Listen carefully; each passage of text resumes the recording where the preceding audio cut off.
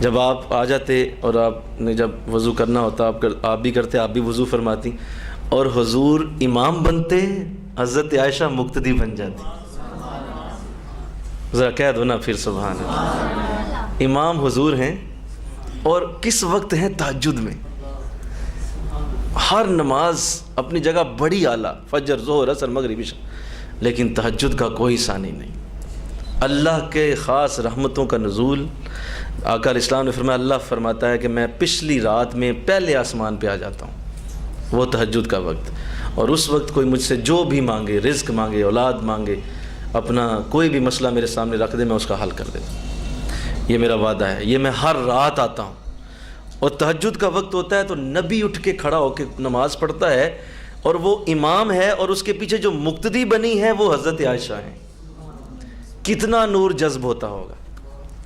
اور حضور تلاوت کرتے ہیں سورہ بقرہ کی، لمبی تلاوت کرتے ہیں سورہ آل عمران کی، تلاوت کرتے ہیں سورہ نساء کی. لمبی تلاوت ہوتی ہے اور اس میں کتنی درد کی آیتیں ہیں. فرماتے ہیں سیرت نگار لکھتے ہیں کہ بعض راتیں ایسی بھی گزریں کہ حضور بھی آگے رو رہے ہیں، پیچھے حضرت عائشہ بھی رو رہی ہیں، اور دونوں رو رہے ہیں. اور اس طرح کا روحانی منظر کئی راتوں کو رہا. کئی راتیں اس طرح آپ کی حضور کے ساتھ گزرتی ہیں، اور مسلسل عبادت میں حضور کے ساتھ ہی امامت حضور کی، مقتدی حضرت عائشہ. اللہ. اور اتنی آپ کو اس کی عادت تھی کہ حضور کے ساتھ جماعت میں شامل ہونے کا اتنا شوق تھا کہ حضور مسجد نبوی میں جماعت قائم کرتے ہیں، کیونکہ آپ کا حجرہ میں نے ابھی عرض کیا کہ مسجد نبوی کے ساتھ تھا. تو صحابہ کرام کی جمع غفیر اس حد تک بڑھتا کہ وہ حضرت عائشہ کے حجرے تک پہنچ جاتی. وہ لائن صحابہ کی جو مسجد نبوی میں ہوتے، حضرت عائشہ اتنا شوق رکھتی کہ آپ حجرے میں ہی حضور کے پیچھے جماعت میں شامل ہو جاتے. اللہ اکبر کہہ کے پیچھے شامل. جمعہ بھی حضور کے پیچھے پڑھتی، نمازیں بھی حضور کے پیچھے پڑھتی، اور اسی طرح عبادت کا انداز رہا. اور شوقین رہیں آپ بھی تہجد کی. اب اس طرح آقا علیہ السلام کے ساتھ چاشت پڑھنا بھی آپ کا ایک پسندیدہ عمل تھا. چاشت جو ہے یہ تقریباً 8 بجے کے بعد 4 نفل ہوتے ہیں، یہ پڑھے جاتے ہیں. تو حضور اس کا بھی چونکہ اہتمام کرتے تھے، تو آپ کو بھی چاشت کی نماز بڑی پسند تھی، آپ بھی چاشت کی نماز پڑھا کرتی تھی. روزہ رکھنا پسندیدہ عمل تھا، اکثر روزے سے ہوتی. اور حضور علیہ السلام جب مسجد میں اعتکاف کرتے، یہ میں ایک تاریخ سے بات عرض کر دوں کہ حضور علیہ السلام مسجد میں جب اعتکاف کرتے تھے تو آپ محبت رسول میں چونکہ اتنے دن اب رہا تو جاتا نہیں، تو لہٰذا عشق بھی بے حد تھا، تو آپ نے اجازت لی حضور سے اور اپنا خیمہ ہی مسجد نبی کے سین میں لگوا دیا کہ میں بھی اعتکاف کروں گی. خیمہ لگوا. حضور علیہ السلام جو ہے وہ صبح فجر کے بعد تھوڑی دیر آپ کے خیمے میں قیام کرتے اور پھر اپنے حجرے میں تشریف لے جاتے، آپ چلے جاتے اندر.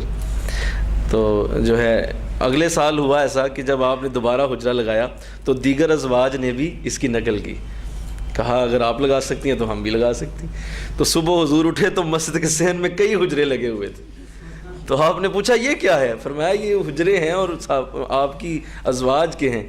فرمایا نہیں یہ اجازت نہیں ہے. اور پھر آپ نے محبت سے انہیں بھیج دیا کہ نہیں کوئی نہیں بات، آپ گھروں میں اعتکاف کرو. یعنی اس حد تک عشق میں تھی کہ نہیں میں نے ساتھ ہی رہنا ہے اور میں نے ساتھ ساتھ آپ کے اعتکاف بھی آپ کے ساتھ کرنا ہے. ایک اور چیز جو بڑی اہم ہے، آپ میں سے ظاہر ہے بہت ساری خواتین جو ہماری بچیاں شادی شدہ ہیں وہ اس سے گزرتی ہیں جن کو ایسا معاملہ پیش آئے. آپ کے ساتھ اس وقت 10 خواتین تھیں جو آپ کی سوکن تھیں. سوکنے یہ ایک ایسا پہلو ہے کہ اس کے اوپر آ کے عورت کی عقل بند ہو جاتی. سوکن کے ساتھ سلوک اچھا کرنا، یہ تو سمجھیں کہ انسان فرشتے سے بھی آگے نکل جاتا ہے.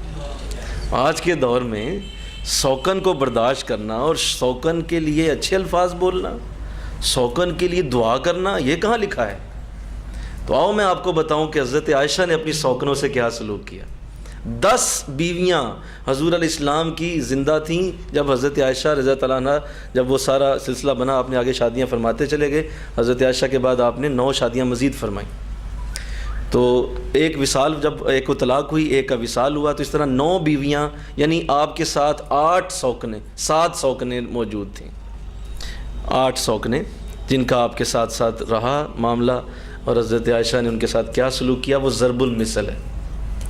حضرت خدیجہ رضی اللہ تعالیٰ عنہ چونکہ پہلی وصال فرما چکی تھیں، لیکن آپ نے ان کے لیے بہت دعا مانگی ہے، اور آپ فرمایا کرتی ہیں میں جب حضور سے حضرت خدیجہ کا ذکر سنتے تھے، اور حضور جس طرح خدیجہ کی بات کرتے تھے، اور جب حضور خدیجہ کی بات کرتے جس طرح ان کے چہرے پہ محبت اور پیار آ جاتا تھا، مجھے بار بار یہ خیال آیا کاش ان کی جگہ میں ہوتی، کاش ان کی جگہ میں ہوتی، اس قدر آقا خدیجہ سے محبت کرتے۔ اور جو ہے یہ الفاظ حضرت خدیجہ کے لیے استعمال کیے جو دنیا سے رخصت ہو چکی تھیں۔ پھر حضرت سودا رضی اللہ تعالیٰ عنہ جو حضور کی زوجہ ہیں، ان کے بارے میں بھی ایک جملہ آپ نے کہا کہ سودا حضور کی ایسی بیوی ہیں کہ میرا جی یہ چاہتا ہے کہ میری جان سودا کے جسم میں ہوتی، اس قدر مجھے ان سے محبت ہے کہ میرا جان میری ہی ہوتی، جسم سودا کا ہوتا، اتنا وہ مجھے ان کے اعمال سے محبت ہے۔ تو اپنے حضرت سودا کے لیے بڑی اچھے الفاظ بولے۔ حضرت حفصہ رضی اللہ تعالیٰ عنہ سے بڑی محبت فرمائی، جو حضرت عمر کی بیٹی ہیں، جو حضور کی زوجہ بھی ہیں۔ حضرت جویریہ رضی اللہ تعالیٰ عنہ، جن کے بارے میں آتا ہے کہ حضور کی تمام ہماری امہات المومنین میں جن اللہ تعالیٰ نے بہت حسن عطا کیا ہوا تھا، ان میں حضرت جویریہ کا نام سر فہرست۔ تو حضرت جویریہ رضی اللہ تعالیٰ عنہ کے ساتھ بھی آپ کا بڑا الفت اور پیار کا معاملہ رہا، اور اکثر تحفے تحائف آپ بھیجا کرتی، کبھی کھانے کی کوئی چیز ہوتی حضرت جویریہ کو بھیج دیتی، جویریہ آپ کو بھیج دیتی۔ تو اس طرح سونکنوں کے ساتھ ایک آئیڈیل رویہ حضرت عائشہ کا تھا، جو کسی حالت میں بھی کبھی ایک واقعہ بھی کچھ سیرت میں ایسا نہیں نظر آتا کہ کسی جگہ لڑائی ہوئی ہو اور آپس میں تلخی کسی سوکن نے آپس میں کی ہو، یا بیویوں میں آپس میں لڑائی ہو۔ یہاں آخری جملے میں عرض کرنا چاہوں گا، اور انشاءاللہ میرا ذہن یہی ہے کہ کل ہم اس پہ مزید ابھی، کیونکہ آپ کے بہت سارے ایسے اوصاف ہیں جن کو میں کسی حالت میں چھوڑنا مناسب نہیں سمجھتا۔ یہ ہمارا ایک تحقیقی لیکچر ہوتا ہے، یہ ہمارا ایک سمجھانا مقصود ہوتا ہے، تو ہم نہیں چاہتے کہ آپ کی زندگی کے کچھ گوشے آج عیاں ہو جائیں اور باقی ہم چھوڑ دیں، ایسا نہیں ہوگا۔ انشاءاللہ کل ہم